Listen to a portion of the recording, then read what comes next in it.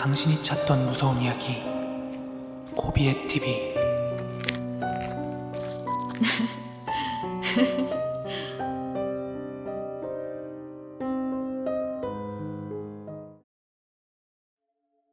저에게는 귀신 보는 친구놈이 하나 있는데, 어릴 적엔 그놈의 할아버지가 시골에서 장의사를 했었어요. 지금에는 보람상조 같은 게 있지만, 그때는 등을 달고 천막 치고 꽃상회하고 이런 게 일반적이었다고 합니다.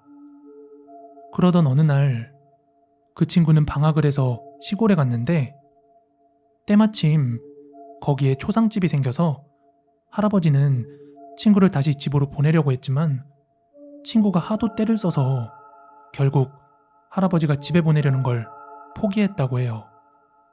그리고 할아버지는 이 친구가 절대로 작업하는 관 같은 데 들어오지 못하게 했는데요. 하지만 어린애들의 호기심은 말릴 수가 없었죠.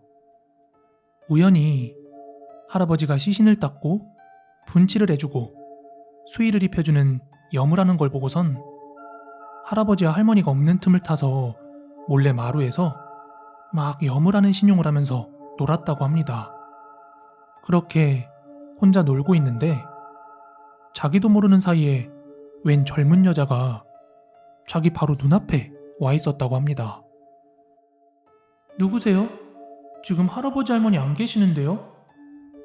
꼬마야, 너 염도할 줄 알아? 응, 할아버지가 하는 걸 봤어요. 그럼 나도 네가 염을 해주었으면 좋겠는데? 응, 알겠어요. 아줌마도 해줄게요. 그러자 갑자기 담 밖에 있던 개들이 미친 듯이 짖어댔대요. 그 소리에 놀란 친구는 고개를 돌렸는데 그 순식간에 앞에 있던 여자가 사라졌다고 합니다. 그때 할아버지 할머니가 집으로 돌아오셨고 친구는 별일 아니겠지 이렇게 생각을 하고 아무 말도 하지 않았다고 합니다. 그런데 그날 할아버지는 장례일 때문에 밤늦게까지 바쁘셨고 할머니는 할아버지 때문에 덩달아 이것저것 챙기시느라 결국 친구는 혼자 잠을 자게 되었답니다. 참고로 그 친구의 시골집은 전통 한옥식이라 창호지 같은 문이었습니다. 그렇게 친구는 혼자 자고 있었는데 갑자기 방문이 미친 듯이 흔들리는 소리에 친구는 잠에서 깼고 그때 할아버지 아니면 할머니인 줄 알고 방문을 열었는데 그 순간 아까 낮에 봤던 젊은 여자가 거의 날아오듯 방 안으로 들어와서 친구의 목을 조르기 시작했답니다. 그리고선 그 낯선 여자가 하는 말이 "넌 거짓말을 했어." 친구는 고통스러워하며 캑캑댔고 때마침 할머니가 집에 돌아오시는 소리가 들리자 그 여자는 사라졌다고 합니다. 그런데 방문은 열려져 있지 또 안에서 자고 있어야 할 손자가 막 캑캑대고 있으니까 할머니는 놀라시면서 무슨 일이냐고 친구를 다그쳤대요. 친구는 낮에 있었던 일을 이야기해 주었고 할머니는 친구를 때리면서 막 욕을 하셨대요. 그리고 새벽 무렵 할아버지가 돌아오시자 할머니는 친구가 벌려놓은 이야기를 막 전했답니다. 할머니 얘기를 들은 할아버지는 그렇지 않아도 마을에 웬 줄초상인지 근처에 있는 저수지에서 여자 하나가 빠진 것 같은데 아직도 그 시체를 찾지 못했다고. 만약 그게 그 여자의 혼령이라면 염을 위해서 스스로 장의사를 찾아왔을 거랍니다. 아마도 고통스럽게 죽었기에 한이 많을 거라면서요. 그러고 나서 할아버지는 친구를 마당에 데리고 나와서 소금을 한 바가지 뿌려댔고 이후 절대로 물가에는 가지 말라고 하면서 명주실 같은 걸로 은수저를 돌돌 말아가면서 이따가 저녁에 이걸로 방문을 걸어 잠그고 무슨 일이 있어도 방 안에서 나오지 말라고 다그쳤답니다. 너무 무서웠던 친구는 당연히 그러겠다고 철석같이 대답을 했고 할아버지 말대로 비방을 한 뒤에 방 안에서 바들바들 떨고 있었다고 합니다. 그리고 시간이 흘러 저녁이 되자 어제처럼 미친 듯이 방문이 흔들렸다고 합니다.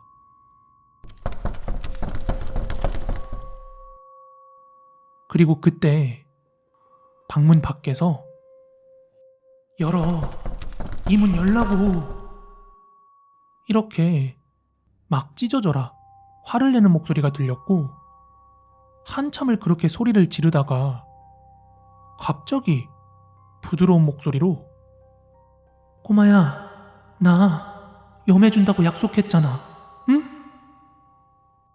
하며 말을 걸더래요. 친구는 무서워서 이불을 뒤집어 쓰고 못 들은 척하고 있었는데 다시금 방문이 박살날 듯 막 흔들리면서 열어, 열어 하면서 그 여자가 또 소리를 쳐대기 시작했대요. 그런데 웃긴 건 그 난리를 치는 와중에도 밖에서는 소죽 삶는 소리, 할머니가 왔다 갔다 하는 소리, 동네에 다른 할머니가 찾아와서 대화하는 소리가 선명하게 들렸다고 합니다. 그렇게 한참을 벌벌 떨다가 잠에 들었고 깨어나 보니 아침이었다고 합니다. 그리고 그때 할아버지가 방문 밖에서 얘야, 이제 나와도 된다 이렇게 말을 하시자 친구는 수저를 걷어내고 밖으로 나왔습니다. 그렇게 나중에 알게 된 내용은 그 빠져 죽었다는 여자의 시체가 발견이 되었고 할아버지는 다른 집에서 그 여자의 염을 해줬다고 합니다. 그리고 친구는 그 일을 계기로 귀신이 눈에 보이게 되었답니다.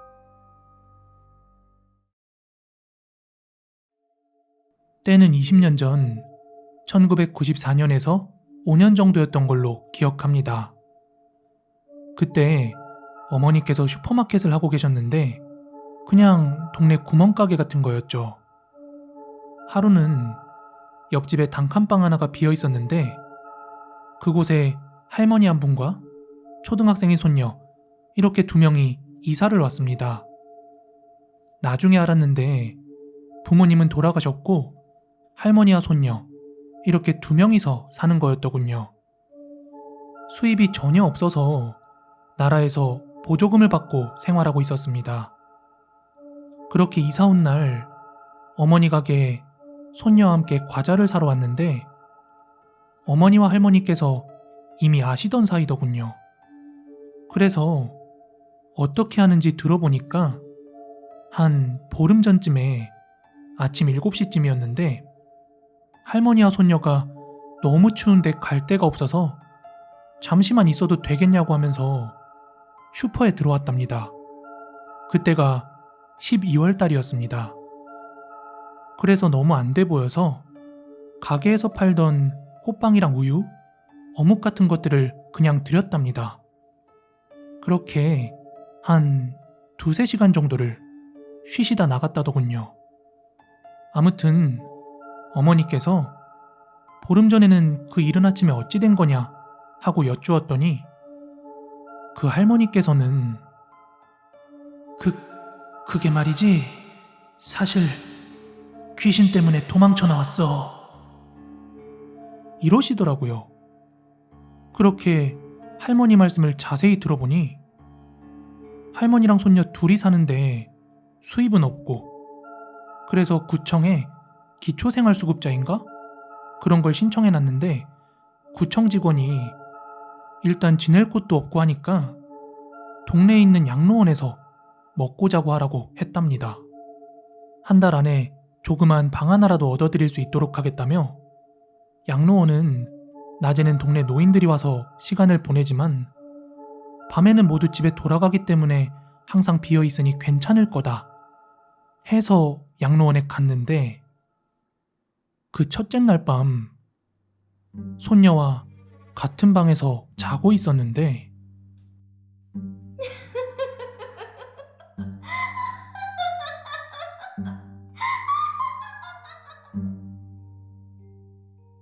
이렇게 웃는 소리가 계속 들려서 잠에서 깨어났대요.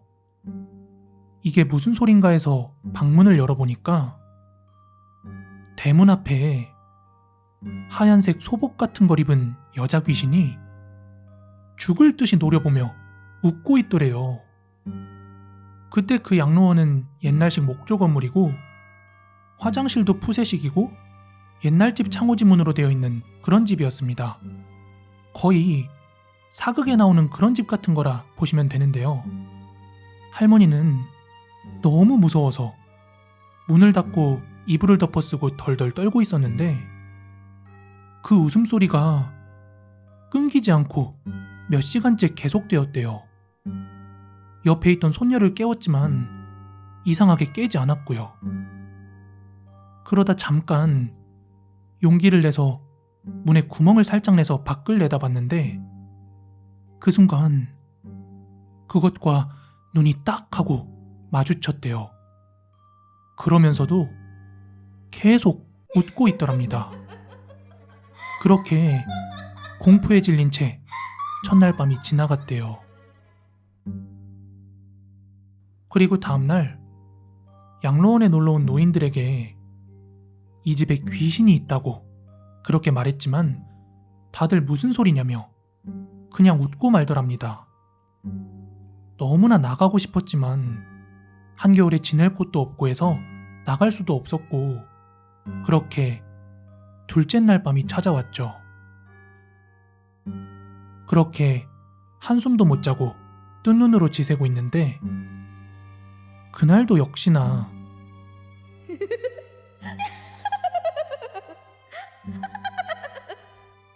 소름 돋는 그 웃음소리가 들렸다고 해요. 어제 뚫어놓은 구멍으로 보니까 역시나 그 여자 귀신이 이쪽을 노려보며 웃고 있었대요. 그런데 다른 것 한 가지는 첫날은 그 여자 귀신이 대문 앞에 있었는데 그날은 마당 중간에 서서 웃고 있더랍니다. 그날도 역시나 손녀는 깨지 않았고요. 그 다음 날이라도 너무 나가고 싶었지만 한겨울에 지낼 곳도 없을 뿐더러 이대로 나가봤자 얼어 죽는 길뿐이라 어쩔 수 없이 그 집에서 셋째 날 밤을 맞게 되었대요. 그리고 그날 밤 역시나 그 귀신은 웃으며 할머니 앞에 나타났죠. 그런데 이번에는 방문 바로 앞에 서 있더래요. 첫날은 대문 앞에, 둘째 날은 마당 중간에, 셋째 날은 방문 바로 앞? 그럼 내일은? 할머니는 그게 서서히 방 쪽으로 다가오고 있는 걸 깨달았고 내일은 방 안에서 죽을 수도 있겠다라는 그런 생각이 들었죠. 그러다 갑자기 신기하게도 용기가 나서 방문을 활짝 열고 내년! 하며 소리를 쳤대요. 하지만 아무 반응도 없이 계속 웃고만 있답니다. 그런데 그렇게 한참을 웃다가 갑자기 웃음을 뚝 하고 그치더니 잠들어 있는 손녀를 바라보더래요. 너무 겁이 난 할머니는 다시 방문을 닫고 이불을 뒤집어 쓴 채 밤이 가기만을 기다렸죠. 그렇게 해가 뜨자마자 손녀를 데리고 바로 밖으로 뛰쳐나왔답니다. 얼어 죽는다 해도 더 이상 그곳에 있을 수는 없었던 거죠. 그렇게 걷다가 우리 가게에 들어온 거였대요. 그때 우리 가게에 동네 아줌마들 몇 명도 와 있던 터라 그 이야기를 듣게 되었고 또 그 전에 양로원에서 들었던 노인들도 있었고 그 소문은 순식간에 온 동네로 쫙 퍼져나갔습니다. 반응은 믿는 사람 반, 안 믿는 사람 반이었죠. 하지만 믿지 않는 사람이라 해도 굳이 밤에 양로원에 찾아가서 잠을 청하기까지 하는 사람은 없었습니다. 그렇게 그냥 양로원에 귀신이 있다더라 정도의 소문만 돌면서 시간은 흘러가고 있었죠. 그리고 한 1년 정도가 지났는데 어느 날 구청에서 직원들이 나와서 양로원 보수공사를 한다더군요. 화장실도 수세식으로 바꾼다며 수도공사를 하기 위해 마당을 팠습니다. 그런데 어느 정도 파들어가다 보니까 뭔가 단단한 게 있어서 보니까 관이 나오더래요. 그래서 그걸 열어보니까 여자의 시체가 들어있었습니다. 완전히 백골이 된 여자 시체가 하얀 소복을 입고 들어있었어요. 온 동네가 완전히 발칵 뒤집혔죠. 아, 진짜 귀신이 있었구나 하면서요. 그렇게 관을 파냈고 경찰들도 와서 조사도 하고 아주 난리도 아니었죠. 그 당시 지역신문에도 나왔던 사건이었는데 양로원 보수공사 중에 관이 나왔다 이런 식으로요. 그렇게 몇 달 후에 그 할머니를 담당하던 공무원한테 뒷이야기를 들었는데 그 시체가 수십 년이 된 거라 누구인지 밝히는 건 전혀 불가능하고 또 어떻게 죽었는지도 모른다. 그 집도 개인 소유의 집도 아니고 이걸 조사하려면 도대체 몇십 년을 거슬러 올라가야 할지 또 감도 잡히지 않는지라 그냥 굿 한 번 하고 무덤을 만들어주는 쪽으로 그렇게 결정났다더군요. 동네 사람들은 어째서 그게 집 마당에 묻혀있는지 참 이상하다고, 만약 사이코 살인범이 자기 집 마당에 시체를 묻는다 해도 관에 넣어서 묻는 것도 이상하고 너무 이상한 점이 많다고요. 하지만 끝내 밝혀지진 않았습니다. 이 이야기는 제가 요양병원에서 근무하며 겪었던 짧은 실화 이야기입니다. 저는 요양병원에서 간호사로 일하고 있고 몇 안 되는 남자 간호사 중 하나입니다. 제가 일하는 요양병원은 5층짜리 건물인데 혹시 폐쇄병동이라는 말 들어보셨나요? 저희 병원은 건물 5층이 폐쇄병동입니다. 폐쇄를 시켰다는 말은 무슨 이유가 있어서 그런 게 아니라 달리 사용을 하지 않아 안전 및 여러 가지 이유로 폐쇄를 시켜놓습니다.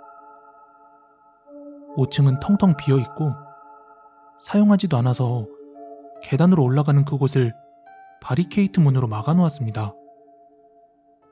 그러던 어느 하루였습니다. 그날은 나이트 근무 날이라 병동에 남아서 다른 직원과 일을 보고 있었습니다. 그런데 평소라면 누군가의 부축이 없으면 잘 걷지 못하는 할머니 한 분께서 유유히 병동복도를 걸어서 지나가고 있었어요.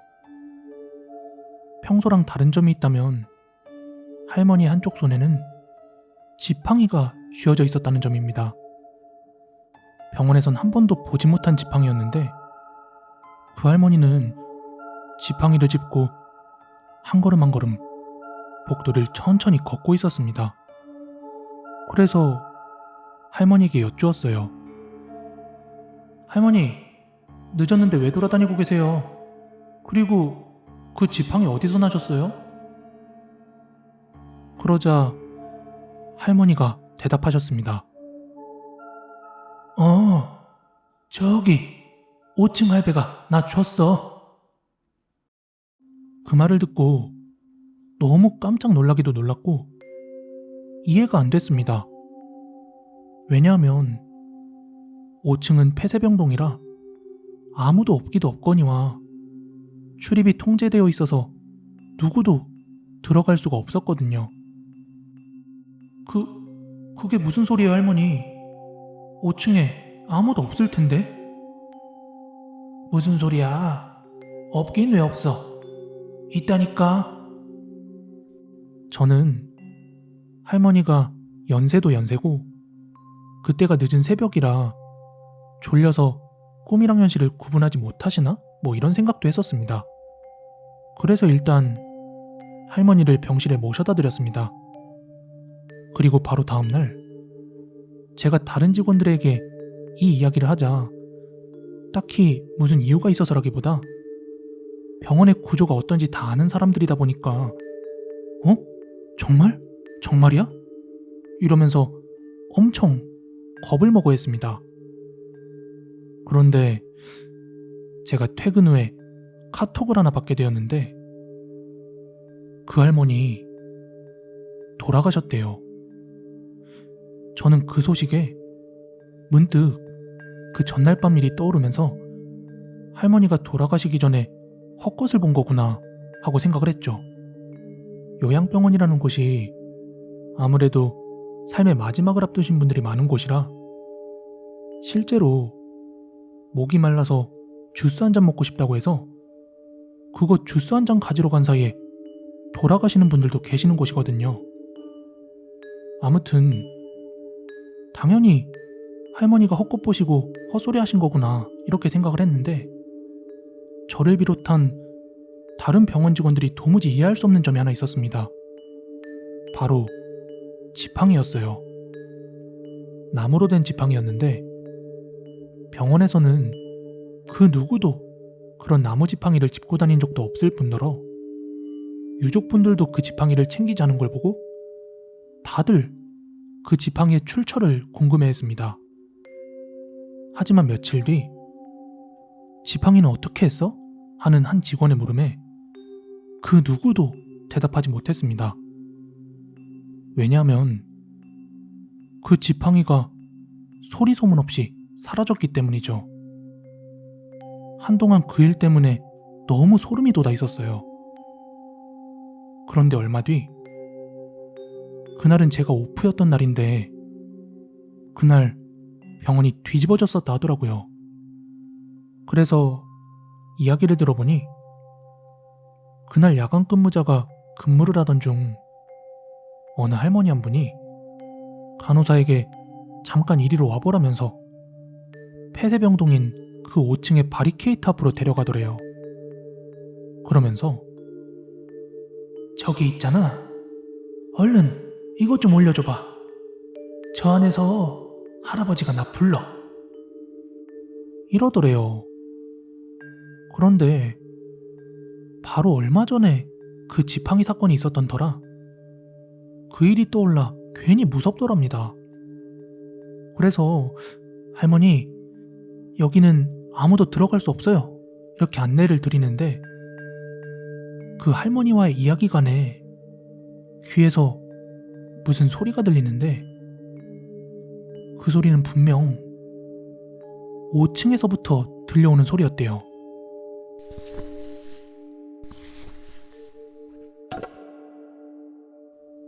슬리퍼를 끄는 소리와 함께 둔탁한 막대 같은 걸로 바닥을 찍는 소리. 근데 그 순간 할머니는 다시 한번 간호사를 쳐다보면서 거봐, 저기 있다니까. 그러자 덜컥 겁이 난 그 간호사는 그게 귀신인지 아니면 정말 누가 숨어든 건지 전혀 알 길이 없으니까 그 한밤중에 부장님을 호출해서 그 바리케이트를 열고 5층을 샅샅이 뒤졌나 봅니다. 하지만 5층에는 아무도 없었고 그 누구도 계단을 통해서 내려온 사람이 하나도 없었답니다. 더 소름 돋는 일은 다음날 그 할머니도 돌아가셨습니다. 희한한 건 다른 할머니들에 비해서 비교적 상태가 좋으신 분이었는데 갑자기 돌아가셨어요. 이야기는 여기까지입니다. 이후 다른 어르신들이 뭘 봤다 하는 경우는 없었지만 또 뭔가를 보았다고 하실까봐 조금 걱정은 됩니다.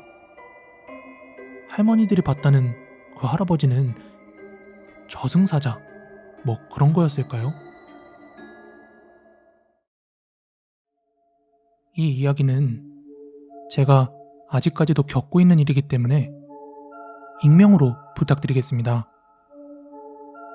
요 최근 코로나가 잠잠해지는 분위기라 제가 직장 생활을 하면서 고민하고 또 고민하던 제 오프라인 사업장을 내어 자영업을 운영 중에 있습니다. 업종을 오픈하면 많은 분들이 눈치채실까봐 일단 자영업으로만 해둘게요.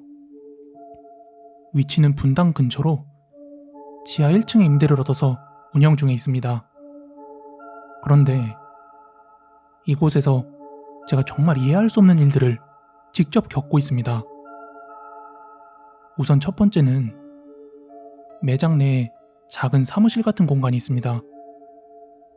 아직 오픈한 지 오래되지 않아서 오픈 후 한 달 정도는 첫 차 뽑고 나면 괜히 차에서 한번 자보는 것처럼 이미 청소가 다 끝난 매장을 여러 바퀴 둘러보기도 하고 또 사무실 공간에서 먹고 자고 하면서 그렇게 생활을 했습니다. 근데 다행히도 손님들이 많이 찾아주셔가지고 마감하고 나면 피곤해서 골아떨어지기 일쑤였죠.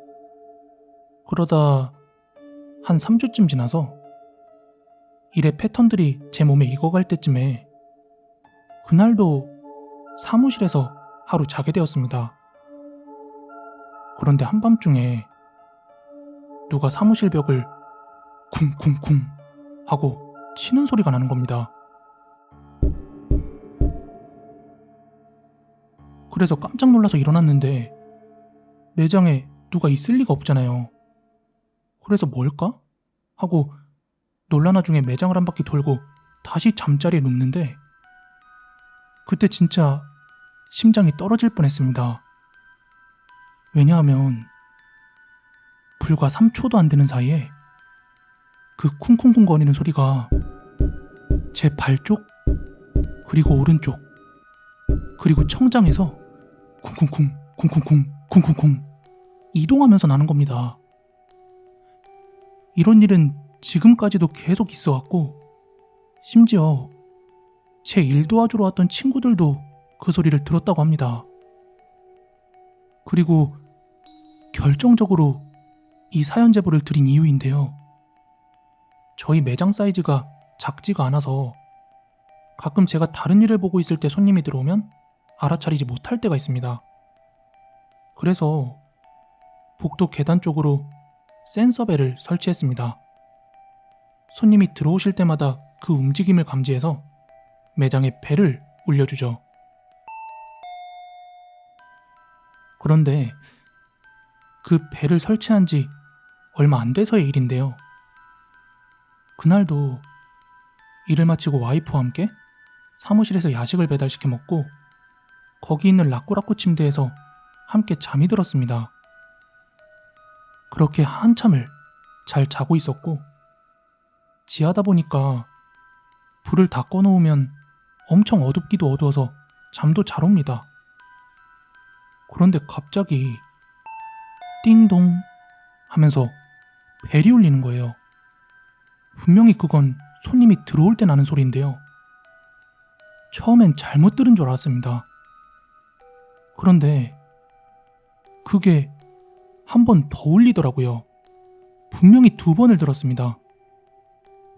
그래서 옆에 있던 와이프를 깨워서 자기야, 지금 센서벨 울렸는데 잘못 울린 걸까? 어? 지금 손님이 올 리가 없잖아. 그런데 바로 그 순간 말 끝나기가 무섭게 띵동 하고 벨이 한 번 더 울렸고 와이프도 제가 잘못 들은 게 아니었음을 알아차렸죠. 와이프는 순간 잔뜩 겁을 먹었고 만약 그게 누군가 들어온 거라면 제 나름대로 대처를 해야 하고 벨이 고장난 건 아닌지 점검도 해야 했죠.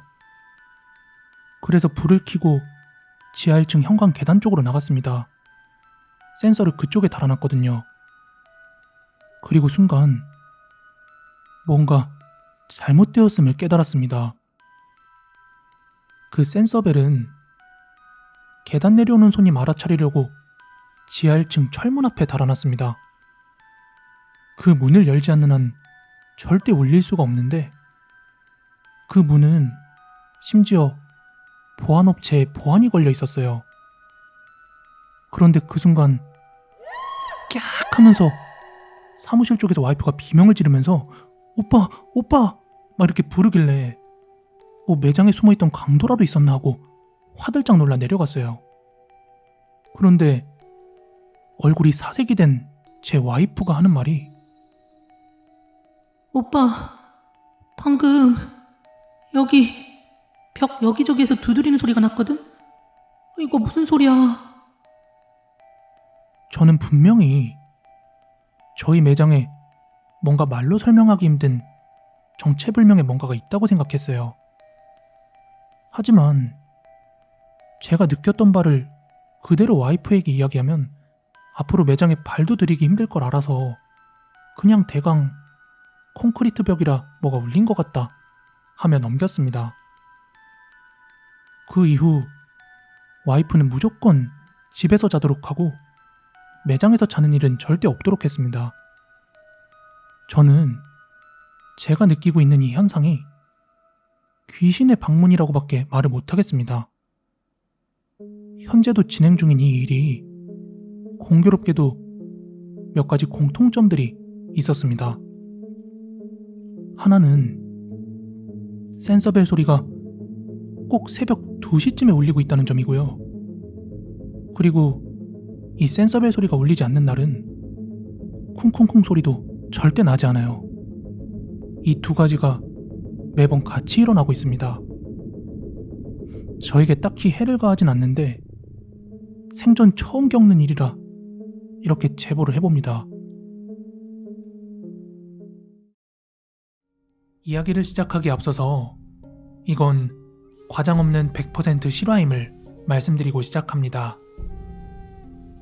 2005년도 여름이었습니다. 당시 저는 중학교 2학년이었고 학급에서 부회장을 맡고 있었습니다. 요즘도 이런 게 있는 줄은 모르겠는데 당시에는 각 학급의 회장과 부회장들만 모여서 떠나는 간부 수련회라는 것이 있었습니다. 어느 여름날 저는 이 간부 수련회를 떠나게 되었고 그곳에서 겪은 무서운 경험담을 말씀드리려고 합니다. 저희 학교는 학년당 거의 13반까지 있었어요. 1학년부터 3학년까지 각 반의 회장과 부회장이 모이니까 불참 인원 빼곤 거의 30명 정도의 학생이 모였습니다. 그렇게 학교에 모여서 큰 관광버스를 타고 간부수련회 장소로 출발을 했고 정확히 지역이 어디였는지는 기억이 잘 안 납니다. 수련원에 도착했을 때의 모습을 묘사하자면 흡사, 군부대 같은 느낌이었습니다. 숙소는 초록색 울타리 안으로 모여있는 컨테이너 박스들이었고 대략 6명에 하나씩 컨테이너를 배정받았습니다. 컨테이너 밖으로 화장실과 수도가 등이 있었는데 썩 낙후된 시설은 아니었던 걸로 기억을 합니다. 아무튼 간부 수련회라고 뭐 특별한 건 없었습니다. 다만 비교적 소수 인원이다 보니까 통제가 거의 없었다랄까? 그렇게 수련원에 도착한 이후에 서바이벌 게임도 하고 사륜 바이크도 타고 그런 즐거운 활동들을 하다가 어느덧 밤이 깊었습니다. 저는 다른 반 아이들과 컨테이너에서 핸드폰 게임을 즐기고 있었어요. 그리고 몇몇 3학년 형들은 밖에서 RC카 같은 걸 가지고 놀기도 하더라고요. 그러던 중 갑자기 3학년 전교 학생회장 형이 숙소문을 벌컥 열더니 그 방 중앙에 피자를 던져놓으면서 얘들아, 이거 저녁 간식이다. 맛있게 먹고 정리 잘하고 그리고 내일 일정 있으니까 적당히 놀다 자. 실컷 간식을 먹고 나니 시간은 자정쯤이 되었습니다. 다른 컨테이너에도 불은 켜져 있었는데 아까보단 사뭇 조용해진 분위기였죠. 그때 같은 방에 있던 다른 반 회장아이가 이런 제안을 하더라고요. 얘들아, 우리 담력 테스트 삼아서 아까 서바이벌 하던 곳 거기 한 바퀴 둘러보고 올까? 당시 서바이벌장이 시가지 전투를 재현해 놓은 것처럼 되어 있어서 나름 그럴싸하더라고요. 그래서 다들 심심했던 차에 다 같이 한번 가보자고 의견을 모았고, 다른 방 컨테이너 불이 서서히 꺼져갈 무렵 저희는 숙소를 벗어나 서바이벌장을 향해 조용히 걸어갔습니다. 그런데 도시 촌놈들이 어딜 가서 산짐승 소리 같은 걸 들어봤겠어요. 산 언덕에서 고라니 비명소리랑 올빼미 소리 같은 거 들리는데 진짜 오싹하더라고요. 그리고 한 5분 10분 정도 걸어서 서바이벌장 입구 쪽에 도착을 했습니다. 그리곤 페인트가 잔뜩 묻어있는 그 건물들을 하나씩 둘러보면서 주변을 걷기 시작했습니다. 야, 이거 페인트인데 완전 피 같지 않냐? 열나 무섭다. 에휴, 나는 우리 숙소에 없는 거 들킬까봐 그게 더 무서운데? 그렇게 잔뜩 긴장하곤 후레쉬를 비추며 걷고 있는데 바로 그 순간 시가지길 정면 저 멀리 산능성이에서 지금도 믿기 어려운데 하얀 소복을 입은 여자가 미친 듯이 다다다다다 달려오는 겁니다. 거기 있던 6명 모두는 그 소복의 여자를 보고 혼비백산하며 막 반대로 뛰기 시작했는데 저는 당황한 나머지 뒤처지며 넘어지고 말았습니다.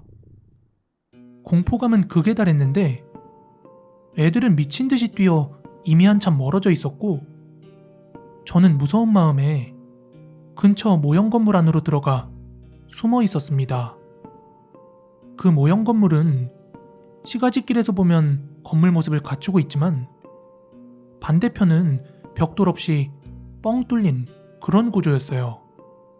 저는 1층 벽 아래 모퉁이에 쭈그리고 앉아서 숨을 죽이곤 마음을 진정시키고 있었습니다.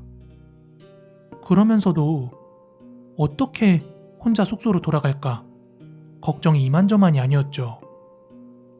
그러던 중 건물 바깥쪽에서 발자국 소리가 들려왔습니다. 제 머리 위로 뻥 뚫린 창은 있었지만 차마 바깥을 볼 수가 없으니 그게 저를 데리러 온 애들인지 아니면 아까 멀리서 뛰어오던 그 귀신인지 알 길이 없어서 그냥 숨을 죽이고 있었습니다.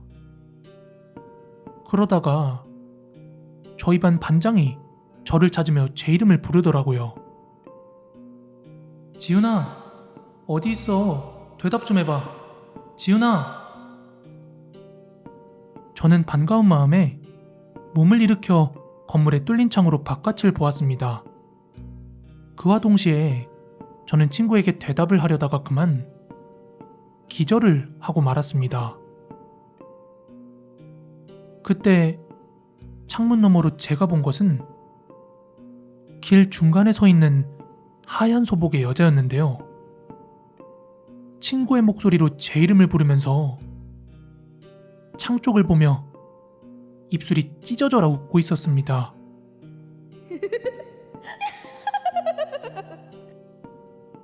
그리고 시간이 얼마나 흘렀는진 모르겠지만 기절하고 얼마 안 되어 선생님과 아이들이 저를 찾아 깨웠습니다. 숙소로 돌아온 저는 같은 숙소 아이들과 함께 선생님께 크게 혼이 났습니다. 제가 본 것과 숙소 아이들이 본 것을 말해봤자 믿을 선생님이 아니었죠. 하지만 아마도 선생님은 알고 계셨을 겁니다. 나중에 전교 학생회장 형에게 전해들은 이야기가 있는데요. 제가 그렇게 되고 나서 수련한 관계자분들과 그리고 선생님들이 이야기 나눈 것을 그 형이 함께 들었나 봅니다. 그런데 그 수련원에서 과거에도 귀신을 목격한 아이가 기절하는 소동이 한 차례 더 있었나 봅니다. 도대체 그날 밤 제가 봤던 그 하얀 소복의 여자는 왜 하필이면 저를 찾고 있었던 걸까요? 아직도 그 수련원이 있는 줄은 잘 모르겠습니다.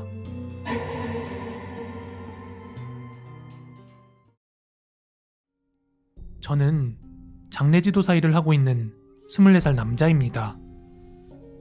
제가 이 일을 시작한 지는 벌써 1년이란 시간이 지났고, 지금 들려드릴 이야기는 제가 장례지도사 생활을 시작한 지 얼마 되지 않았을 때의 일입니다.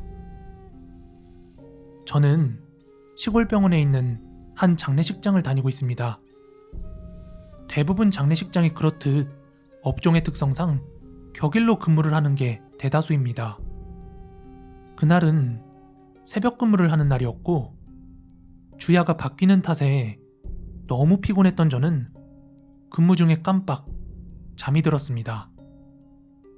그렇게 잠든지도 모르고 있던 바로 그때 한 통의 전화벨이 울렸어요. 너무 놀라서 시간을 보니까 어느덧 새벽 3시가 다 된 시간이었죠.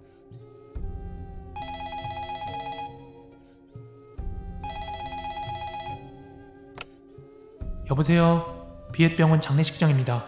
어떤 일이시죠? 여기 요양병원인데요. 어머님이 돌아가셔서 장례식장 이용하려고 하는데요. 고인의 가족으로 보이는 분의 전화였는데요. 저는 출동을 위해 병원의 이름과 고인분의 성함을 옮겨 적었습니다. 그런데 그분께서 알려주신 병원의 이름을 내비에 검색했는데 그 검색 결과가 나오질 않는 거예요. 그래서 시골 병원이라 그런가? 하는 막연한 생각을 하고 주소를 불러달라고 한 뒤에 그 주소를 찍고 현장으로 출동을 했습니다. 그리고 목적지에 도착하기 약 5분 전쯤 저는 아까 전 그 번호로 확인 전화를 걸었습니다. 하지만 받지 않으시더라고요. 그래서 병원 입구에서 다시 한번 전화를 드리기 위해서 마저 운전을 했습니다. 그렇게 병원 입구에 도착한 후에 뭔가 이상한 낌새를 느낄 수 있었습니다. 요양병원의 전등이 하나도 켜져 있지 않았고 간판불도 켜져 있지 않았습니다. 보통은 간판불이라도 켜두는데 말이죠. 저는 주차장에 앰뷸런스를 대놓고 카트를 꺼내 입구로 향하던 중 뭔가 이상함을 눈치챘어요. 몸이 으스스 춥고 쎄한 느낌이 들었습니다. 동시에 기척도 하나 없고 뭔가 이상한 기분이었습니다. 분명 운영이 안 되고 있는 병원 같은데 이러고 있는 제 자신조차 이질감이 느껴지는 이상한 느낌인 거예요. 그리고 그때 차량 라이트에 비친 입구에 세워진 한 자전거가 보였는데 아주 오랫동안 관리가 안 된 것처럼 잔뜩 녹이 슬어 있었습니다. 순간 소름이 돋은 저는 바로 앰뷸런스로 향한 후에 혹시 내가 주소를 잘못 찾은 걸지도 모른다는 생각에 다시 한번 그분께 전화를 걸었어요. 그런데 역시나 받지를 않더라고요. 혹시 일부러 누군가 장난을 친 게 아닐까 하는 생각에 그 번호를 저장해서 카톡 친구를 확인해 봤어요. 하지만 아무것도 뜨지 않았습니다. 저는 순간적으로 너무 무서워서 바로 장례식장으로 철수할 수밖에 없었습니다. 돌아오는 길엔 혹시 내가 귀신한테 홀린 건가? 하는 생각도 들었죠. 그렇게 장례식장에 돌아온 저는 밤새 오싹한 기분으로 근무를 할 수밖에 없었습니다. 그리고 이것저것 업무를 하다 보니까 어느덧 퇴근 시간이 약 20분 정도밖에 남지 않았더군요. 그런데 그때 아까 그 번호로 다시 한번 전화가 걸려왔습니다. 조금 전에 번호를 저장해놨기 때문에 요양병원이라고 대문짝만하게 떠 있었죠. 그 네 글자를 보곤 얼마나 떨리던지 어렵사리 통화 버튼을 누르고 전화를 받았는데 전 그대로 다시 종료 버튼을 누를 수밖에 없었습니다.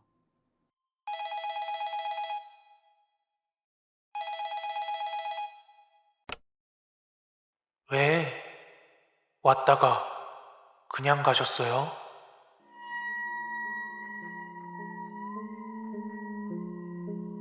저는 아직도 그날의 일이 생생합니다. 이후에 다시 한번 전화를 걸어봤지만 그 번호는 없는 번호라고만 뜨더라고요. 그런데 제가 진짜 무서운 건 그 문 닫은 폐요양병원 앞에 있던 저를 그것이 쳐다보고 있었다고 생각하니까 도무지 소름이 돋아 근무가 끝난 뒤에도 잠을 이룰 수가 없었습니다. 제가 기가호에서 무언가에 홀린 걸까요? 지금도 도무지 풀리지 않는 미스테리입니다.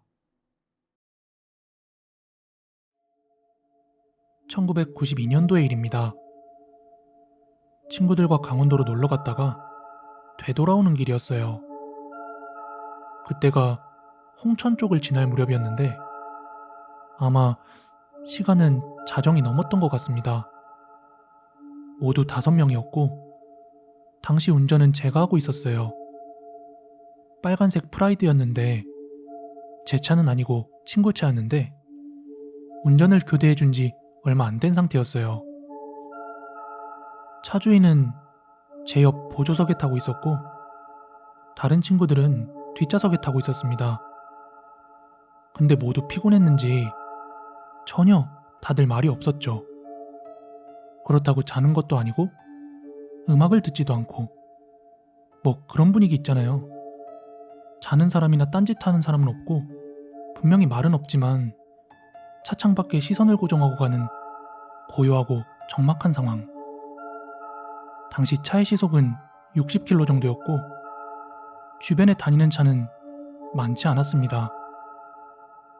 그렇게 그냥 말없이 한참을 가던 중에 길 옆에 우두커니 서 있는 사람이 보이더군요.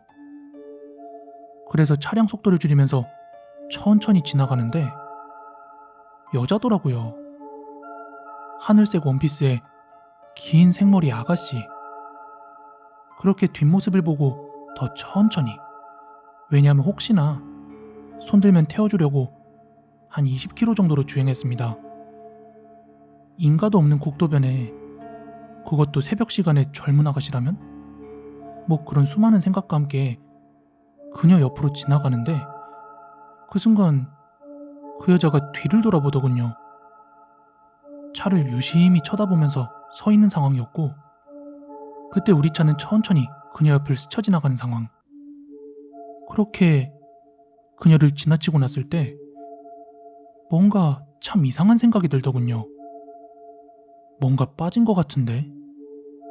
기묘하고 기분 나쁘면서 뭐가 빠진 듯한 느낌. 근데 바로 그때 뒷자리에 타고 있던 친구가 입을 열었습니다. 야, 니들 아까 그 여자 얼굴 봤냐? 그 순간 갑자기 소름이 돋으면서 저희 5명 모두 비명을 내질렀습니다. 왜냐하면 그 여자는 얼굴에 눈, 코, 입이 없는 평면이었던 겁니다. 저희는 차를 세우고 한참을 서서 고민을 했죠. 다시 차를 돌려 가보자는 친구도 있었고 재수없다고 그냥 가자는 친구도 있었는데 담배를 한 대 피우면서 다시 가보자고 이야기했습니다. 그래서 다시 차를 돌려 왔던 방향으로 거슬러 올라갔습니다. 그런데 아까 그 장소쯤 다다랐을 때 반대 차선에 승용차 한 대가 가로수를 들이받은 사고가 생겼더군요. 차를 세우고 창문 밖으로 보니까 그 차엔 사람이 타고 있었고요.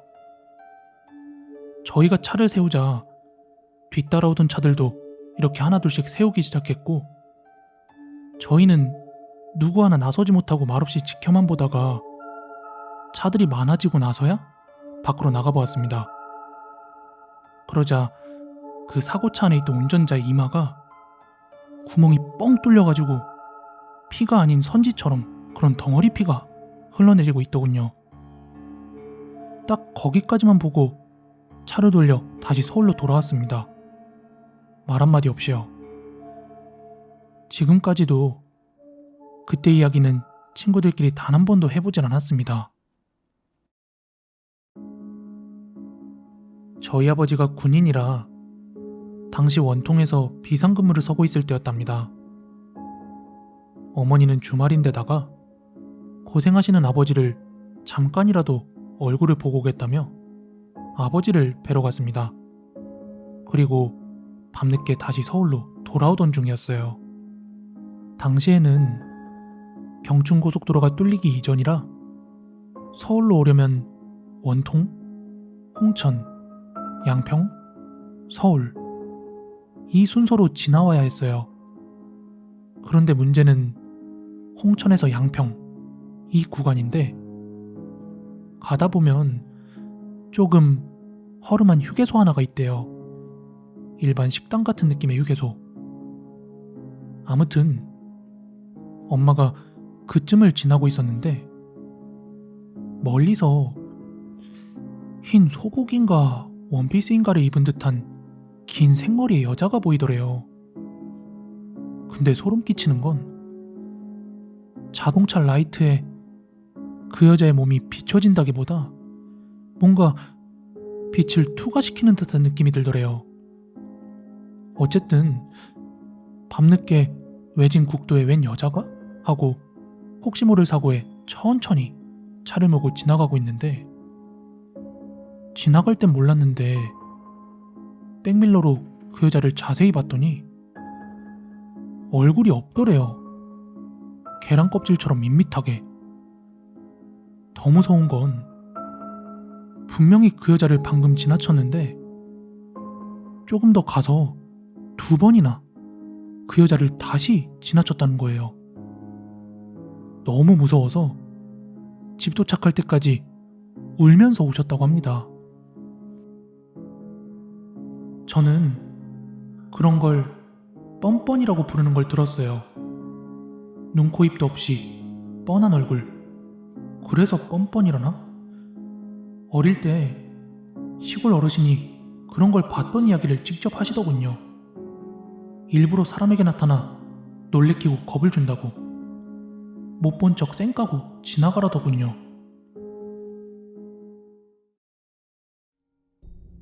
이 사건은 포항 북구 기계면에서 있었던 실제 이야기고요. 제가 어릴 때 마을에서 돌던 이야기라서 상당 부분 진실이긴 한데 어디까지가 진실인지는 저도 좀 불분명한 이야기예요. 제가 초등학교 5, 6학년 때 포항 기계면 일대에 방화로 추정되는 산불이 계속해서 발생했습니다. 거의 석 달도 안 돼서 불이 5번 이상 났던 걸로 분명히 기억을 합니다. 그런데 도대체 누가 방화를 하는 건가? 이렇게 사람들이 머리를 맞대다가 어느 순간 꼬리를 잡히게 되었어요. 공식적으로 범인이 잡힌 건 아니었지만 저기 어느 집 아들이 불을 지른다더라 뭐 이런 식으로 이야기가 돌았습니다. 그도 그럴 것이 그 사람이 원래 평범한 정상인 그 자체였는데 어느 순간부터 그 사람이 너무 이상했대요. 눈도 풀려있는 것 같고 원래 알던 그 사람이 아닌 것 같은 느낌? 그러다가 그 집 가족들이랑 그 마을 사람들이 무당을 불러놓고 굿을 하게 되었대요. 뭐 굿판의 풍경이야. 우리가 아는 지방마을의 평범한 그런 굿판 풍경이었는데 한참 굿을 하던 무당이 방방 뛰다가 갑자기 픽 쓰러지더랍니다. 그때 사람들이 동요하기 시작했어요. 저거 왜 저러지? 뭐야? 이러면서 어리둥절해 있는데 갑자기 스스로 혼자 몸을 일으킨 무당이 막 울부짖으면서 입을 열었답니다. 뜨거워! 뜨겁다고. 도대체 나한테 왜 이러는 건데? 뜨거워, 꺼내줘. 분명히 무당은 아줌마였는데 젊은 남자의 목소리로 뜨겁다고 소리를 치고 울고불고 하는 거예요. 대부분 사람들은 상당히 놀란 눈치였고 일부 사람들은 동네에 산불 자주 나는 거 알고 쇼한다 이렇게 생각하는 분들도 분명히 계셨죠. 그러던 중 그 무당이 갑자기 혼절하듯이 또 한 번 쓰러졌습니다. 그러자 이번엔 주변에 있던 사람들이 가서 그 쓰러진 무당을 일으켜 앉게 했습니다. 그런데 몸을 일으킨 무당은 번뜩 뭔가 생각이라도 난 듯이 스스로 막 일어나더니 서둘러 빠른 걸음으로 어딘가 가더랍니다. 그러자 사람들도 그 무당을 뒤따랐고 그분이 도착한 곳은 다름 아니라 시골집에 보면 아궁이가 한 곳만 있는 게 아니라 마당 뒤쪽에도 하나 더 있고 그러거든요. 그런데 그 뒤쪽 아궁이로 가더니 땅을 막 파는 거예요, 맨손으로. 근데 아궁이 보면 검은 재 같은 게 꽉 차 있는데 그걸 아무리 긁어내더라도 누적된 것들이 있어서 그게 바닥층을 이루고 있거든요. 근데 그걸 맨손으로 열심히 파내던 그 무당이 뭔가를 집어내 꺼냈는데 이렇게 손을 들이밀자 사람의 뼈가 나온 겁니다. 근데 신기한 건 설령 그게 사람의 뼈라도 이미 뜨거운 아궁이에서 시꺼멓게 잿더미가 되었어야 할 텐데 새하얀 사람의 뼈가 나왔답니다. 주변에 있었던 사람들은 너무 놀란 나머지 도대체 저기서 사람 뼈가 왜 나오냐 이렇게 묻자 그 집주인, 그러니까 정신 이상해진 그분의 어머니가 뭔가 알고 있었단 듯 이야기를 하나 꺼내더랍니다. 그 방화범으로 추정되는 사람의 엄마가 6.25 당시 그 집에 군인 하나를 숨겨주었답니다. 당시 포항이 한참 격전지였거든요. 근데 탈영병인지 뭔지 군인 하나가 들어와서 자기 좀 숨겨달라고 하니까 마땅히 숨길 곳은 없고 그 뒤쪽에 있는 아궁이 쪽으로 숨으라고 했대요. 옛날 아궁이 구조 아시는 분들은 아실 텐데 그 아궁이 안쪽으로 구들이 꽤 깊어요. 요즘과 달리 체구가 작은 당시 군인들은 충분히 들어갈 수 있는 깊이였겠죠. 아무튼 그곳으로 그 군인이 들어가서 숨었고 아무래도 도망 온 거다 보니까 분명히 찾으러 올 사람이 있을 거라 생각해서 그 아궁이 입구를 불쏘시개 같은 걸로 안 보이게 막아놨었대요. 하지만 다른 가족이 거기에 군인이 있다는 사실을 새까맣게 모르고 거기에 불을 지핀 거예요. 뜨거워. 그래서 뜨겁다고. 거기에서 타 죽은 도대체 군인이 나한테 왜 이러는 건데? 한이 맺히니까 그 집 아들내미한테 가서 씌인 거고 그렇게 그 사람이 방화를 하고 다닌 거라고 하더라고요. 공식적으로 범인이 잡혔는지 안 잡혔는지는 저도 잘 모르겠습니다. 다만 당시 이 이야기와 함께 암묵적으로 그 사람이 범인이었다 하는 말이 돌았습니다. 왜냐하면 신기하게도 그 죽은 사람에 대한 위로 제사를 지내고 난 뒤로 방화는 없어졌다고 합니다. 동네 사람들이 상당히 쉬쉬했다고 하더라고요. 오늘 준비한 무서운 이야기는 여기까지고요. 가시기 전에 좋아요, 구독하기 한 번씩만 부탁드리겠습니다. 저는 내일 더 무서운 이야기로 찾아오도록 하겠습니다. 감사합니다. 제가 중학교 1, 2학년? 초등학교 5, 6학년 제가 자세히 기억이 안 나는데 그 시점에서 실제로 근데 찾아보시면 방화가 있긴 있었거든요. 경상북도 포항시 북구 기계면 지갈이인가? 구질이에요. 그러니까 방화가 한 2-5달 사이에 4-5건 이렇게 있었어요. 진짜 실제로 산불이 계속 났었어요. 근데 그 뒤로 범인은 안 잡혔는데 그 뒤로 방화가 멈췄다. 없고 범인은 안 잡혔어요. 근데 이제 그런 얘기 저도 이제 걔가 이제 보통 그런 얘기, 그게 사실인지 가짜인지는 모르겠어요. 근데 그런 얘기가 있긴 있었어요. 그리고 범인은 안 잡혔어. 확실한 건 범인은 안 잡히고 그래서 동네 사람들이 쉬쉬하면서 그거를